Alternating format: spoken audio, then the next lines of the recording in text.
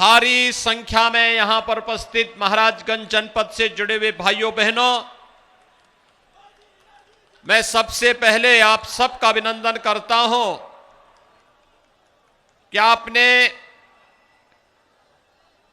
प्रदेश सरकार की 5 वर्ष की उपलब्धियों पर निकलने वाली इस जन विश्वास यात्रा का जो अभूतपूर्व स्वागत किया है, इसके लिए आप सबका हृदय से धन्यवाद देते हुए उपस्थित जनता जनार्दन का मैं हृदय से अभिनंदन भी करता हूं। भाइयों बहनों, आज 30 दिसंबर है और ईस्वी सन का 2021 वर्ष की कल अंतिम तारीख है। परसों से 2022 ईस्वी सन का नया वर्ष प्रारंभ हो जाएगा और इस अवसर पर जब जन विश्वास यात्रा आपके यहां आई है तो 437 करोड़ रुपए की परियोजनाओं का उपहार भी महाराजगंज जनपद वासियों को प्राप्त हो रहा है। मैं इस अवसर पर आप सबको हृदय से बधाई देता हूं, अपनी शुभकामनाएं देता हूं। ये योजनाएं आपके द्वारा की गई अपेक्षा के अनुरूप आपके जनप्रतिनिधियों ने, माननीय सांसद, माननीय विधायकों ने जो परिश्रम किया और स्थानीय प्रशासन ने उसको समयबद्ध ढंग से लागू किया, उसका परिणाम आपके सामने है और ये परियोजनाएं आपके लिए फलीभूत हो, महाराजगंज जनपद के नागरिकों के जीवन में इन योजनाओं के माध्यम से उनके जीवन में परिवर्तन का ये वाहक बन सके, इसके लिए भी मैं आप सबको हृदय से अपनी शुभकामनाएं देता हूं। भाइयों बहनों, आज फर्क साफ है। 2014 के पहले देश के अंदर वातावरण क्या था और 2014 के बाद देश के अंदर वातावरण में कितना परिवर्तन हुआ है, यह आज किसी से छुपा हुआ नहीं है।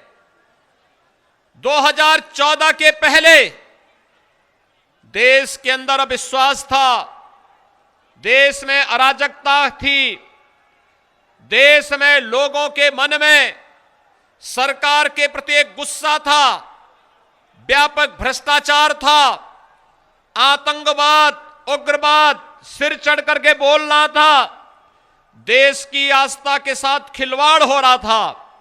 लेकिन 2014 के बाद प्रधानमंत्री मोदी जी के नेतृत्व में भारतीय जनता पार्टी की सरकार बनने के बाद देश के लोगों के मन में एक विश्वास जागृत हुआ, वैश्विक मंच पर भारत की प्रतिष्ठा बढ़ी, आम जन को शासन की कल्याणकारी योजनाओं का लाभ मिलना प्रारंभ हुआ। कहीं हाईवे, कहीं पर एयरपोर्ट, कहीं पर जल मार्ग से यातायात की सुविधा प्रदान करने की कार्रवाई, कहीं हाईवे, कहीं रेलवे, कहीं पर अन्य तमाम प्रकार की सुविधाएं प्रदान करने की कार्रवाई आगे बढ़ी और गरीब कल्याणकारी योजनाओं का लाभ लोगों को प्रदान होना शुरू हुआ। हर गरीब के घर में शौचालय बने, हर गरीब को सिर ढकने के लिए छत मिले, हर गरीब को राशन मिले, हर गरीब को 5 लाख रुपए का आयुष्मान भारत की सुविधा मिले, हर गरीब को शासन की सुविधाओं से आच्छादित करके उसके जीवन में परिवर्तन लाया जा सके, इसके जो कार्यक्रम प्रारंभ हुए देश के अंदर लागू तो हुए, लेकिन उत्तर प्रदेश में 2017 तक पिछली सरकार ने उन योजनाओं को लागू नहीं होने दिया।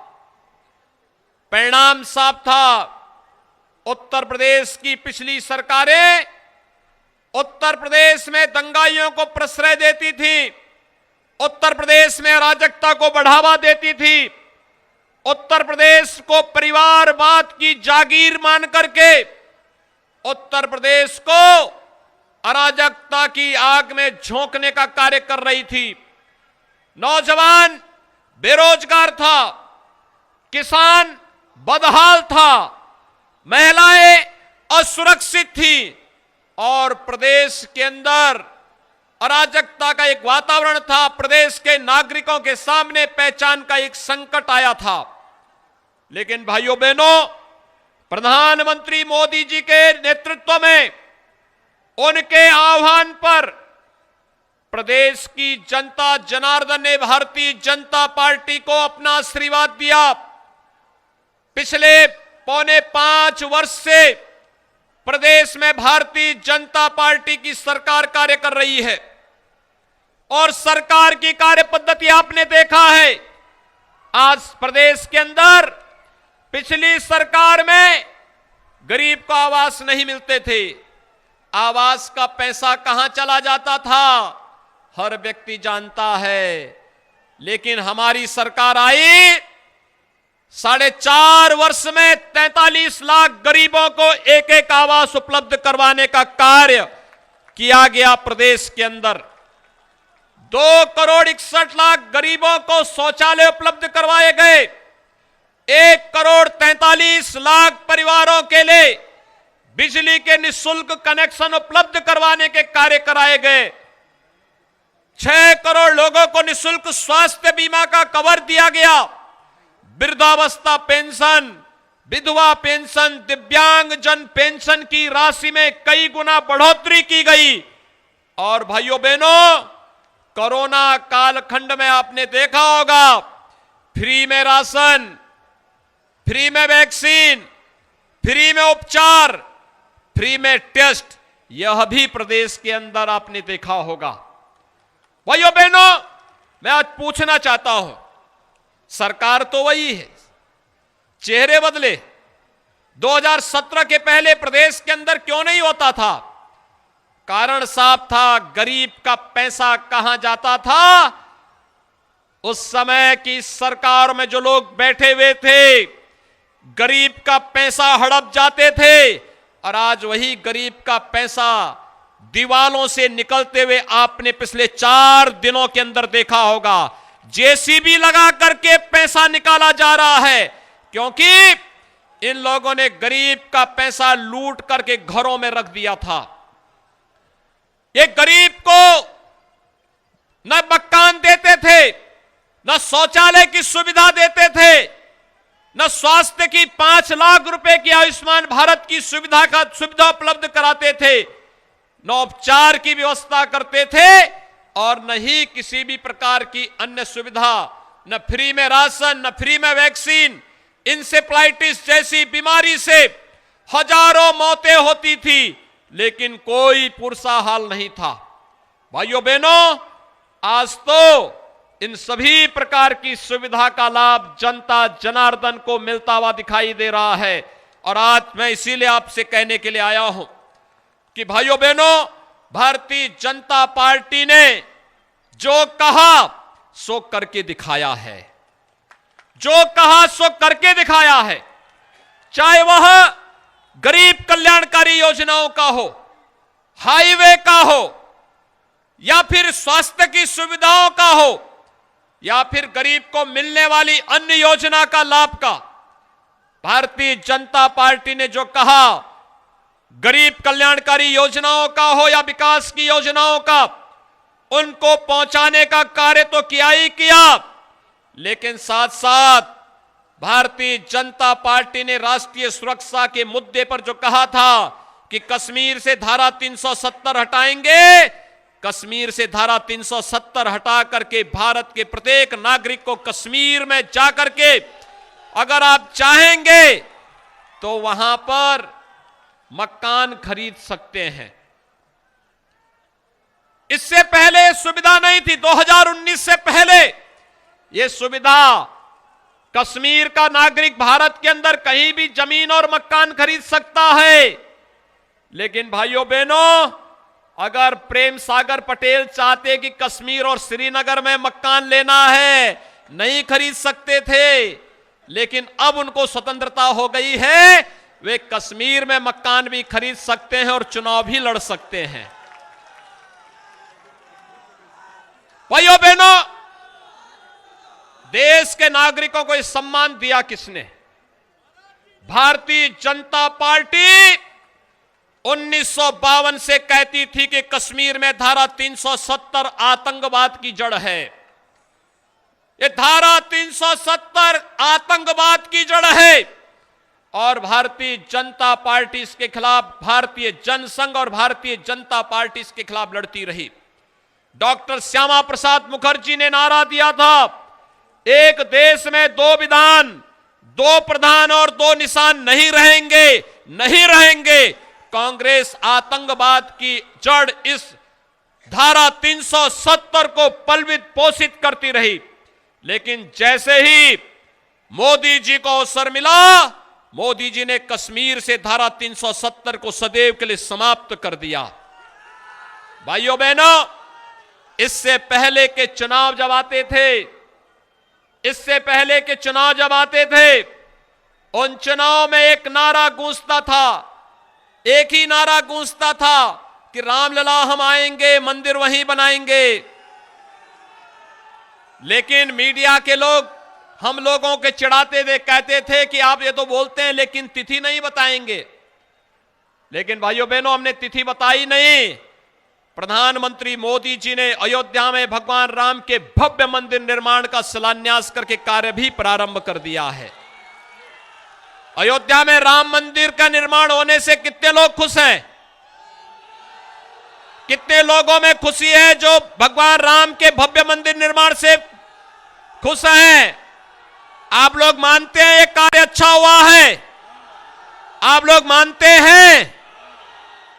दोनों हाथ ला करके बोलेंगे जय श्री राम, जय श्री राम। क्या ये काम कांग्रेस करती? क्या ये काम समाजवादी पार्टी करती? क्या ये काम बहन जी करती? भाइयों बहनों, जो राम भक्तों पर गोली चलाते थे, क्या वे राम मंदिर का निर्माण करते? तो क्या आप उनसे कोई उम्मीद करते हैं क्या? गरीबों की जमीनों पर कब्जा करने वाले, व्यापारियों का अपहरण करने वाले, दंगाइयों को गला लगाने वाले, विकास की योजनाओं का बंदर बांट करने वाले, युवाओं के भविष्य के साथ खिलवाड़ करने वाले, क्या आपके हितैषी हो सकते हैं क्या? प्रदेश के हितैषी हो सकते हैं क्या? समाजवादी पार्टी या उससे पहले बहुजन समाज पार्टी या उससे पहले कांग्रेस, इनकी तो यही परिपाटी रही है।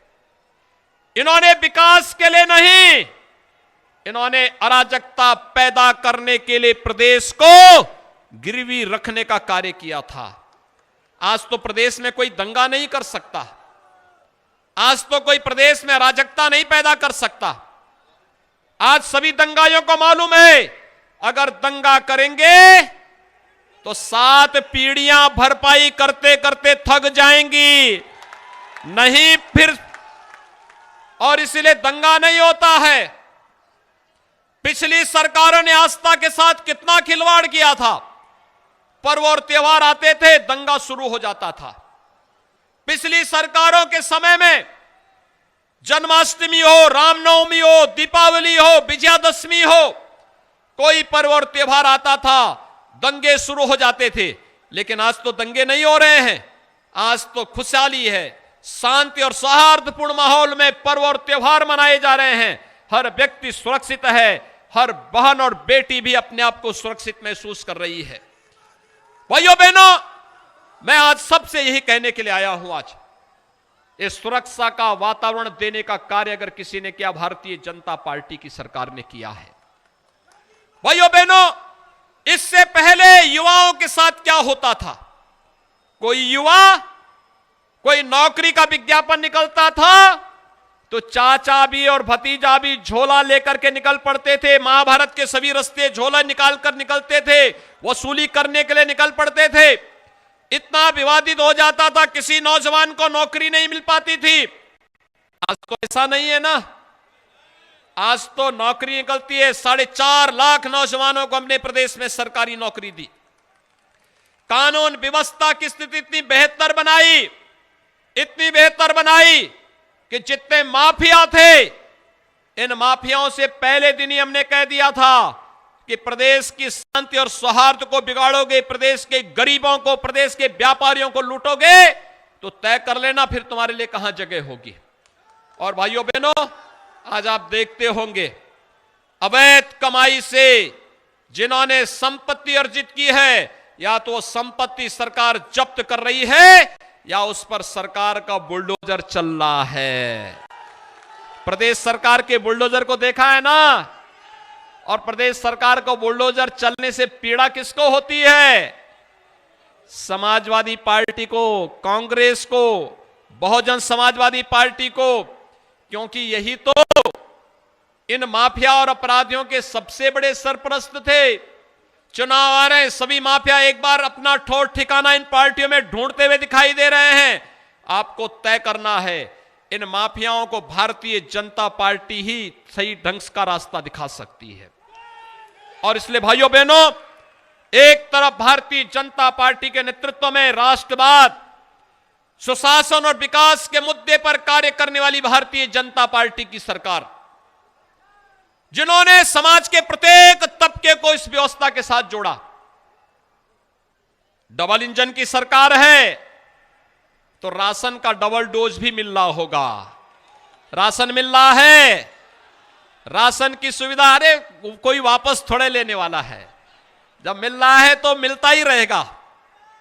राशन सभी को मिल रहा है ना, राशन की सुविधा, और राशन के साथ तो ये भी व्यवस्था कर दी गई, नया वेरिएंट जब कोरोना का आया है तो तय कर दिया गया कि हर महीने एक बार 1 किलो दाल और 1 किलो खाद्य तेल भी हम उपलब्ध करवाएंगे हर गरीब को। अंत्योदय कार्ड धारक को 1 किलो चीनी भी देंगे, 1 किलो नमक भी देंगे। भाइयों बहनों, सरकार इसलिए कर रही है क्योंकि पहले की सरकारें लूटती थीं, पैसा भर भर कर अपने घरों में भरती थी। अब सरकार उसी पैसे का उपयोग करके विकास के कार्यों के लिए भी कर रही है, गरीब के मकान के लिए भी कर रही है, गरीब के शौचालय के लिए भी कर रही है, गरीब को मिलने वाली सुविधा के लिए भी कर रही है, गरीब के फ्री उपचार के लिए भी कर रही है, और हर जनपद में सुविधा प्रदान करने के लिए भी कर रही है। और मुझे आज आप सबको एक खुशखबरी और देनी है। हमारी सरकार ने तय कर दिया है, महाराजगंज जनपद में भी हम लोग पीपीपी मोड पर एक मेडिकल कॉलेज की स्वीकृति दे चुके हैं। हम लोग पहले ही गोरखपुर में एम्स का उद्घाटन प्रधानमंत्री जी ने कर दिया है। देवरिया में मेडिकल कॉलेज प्रारंभ हो गया है। कुशीनगर में मेडिकल कॉलेज का निर्माण कार्य प्रारंभ हो गया है। सिद्धार्थनगर में मेडिकल कॉलेज बन गया है, और अब महाराजगंज में भी मेडिकल कॉलेज के निर्माण के कार्य को सरकार ने अपनी स्वीकृति दे दी है। और उसके लिए यह कार्य अब तेजी के साथ आगे बढ़ेगा। आप सबको मैं इसके लिए बधाई देता हूं। आज 436 करोड़ रुपए, 437 करोड़ रुपए की इन परियोजनाओं का जो लोकार्पण और शिलान्यास हो रहा है, इसमें हॉस्पिटल के भी हैं, ऑक्सीजन प्लांट भी हैं, हाईवे भी हैं, सड़क भी हैं, विद्यालयों के निर्माण के भी हैं, जनप्रतिनिधियों के विकास से जुड़ी हुई तमाम योजनाएं हैं, जिन योजनाओं का लाभ हर एक गांव को, हर एक गरीब को, हर एक किसान को, हर एक नौजवान को बिना भेदभाव के प्राप्त होने वाले हैं, और इन योजनाओं का लाभ निरंतर मिलता रहे, इस दृष्टि से आज जनविश्वास यात्रा आपका आशीर्वाद प्राप्त करने के लिए यहां पर आई है। मुझे भाइयों बहनों, आप सब ने जो उत्साह दिखाया है, आप सब से मैं अपील करूंगा। आपने देखा होगा हम लोग 5 वर्ष तक, मुझे लगता है कि महाराजगंज जनपद में मैं कई बार आया हूं। आज जिन योजनाओं का लोकार्पण हो रहा है, यहां पर हम लोगों ने यहां के देवी के स्थानों के भी कार्यों को उसमें लोकार्पण और शिलान्यास के साथ जोड़ा है। धार्मिक स्थलों को भी जोड़ा है, आस्था का सम्मान भी किया है। यह पैसा पहले कहां चला जाता था? कब्रिस्तान की बाउंड्री में। आज कब्रिस्तान की बाउंड्री में नहीं जा रहा है, आज यहां पर देवी के स्थानों का, धार्मिक स्थानों का पुनरुद्धार करने, जीर्णोद्धार करने, सुंदरीकरण में पैसा खर्च हो रहा है। आस्था को सम्मान देने का कार्य हो रहा है और यह आस्था का सम्मान केवल भारतीय जनता पार्टी कर पाएगी। आज के इस अवसर पर बिना रुके, बिना डिगे, बिना थके और बिना झुके 5 वर्ष तक हमारी सरकार ने और हमारे जनप्रतिनिधियों ने आपकी सेवा की है। अगले 3 महीने भारतीय जनता पार्टी के मिशन के लिए आप प्रदान करें। आप प्रदान करेंगे 3 महीने भारतीय जनता पार्टी के कार्य के लिए। जो लोग सहयोग करेंगे दोनों हाथ उठा करके यहां पर अपना संकल्प मेरे साथ दोहराइए। दोनों हाथ मुट्ठी बंद करते हुए, मुट्ठी बंद करते हुए, दोनों हाथ बंद करते हुए मेरे साथ बोलेंगे। सड़क के किनारे, दीवालों के ऊपर जो खड़े हैं ये लोग भी, सभी लोग वो करते हैं, मेरे साथ बोलेंगे भारत माता की, भारत माता की, भारत माता की।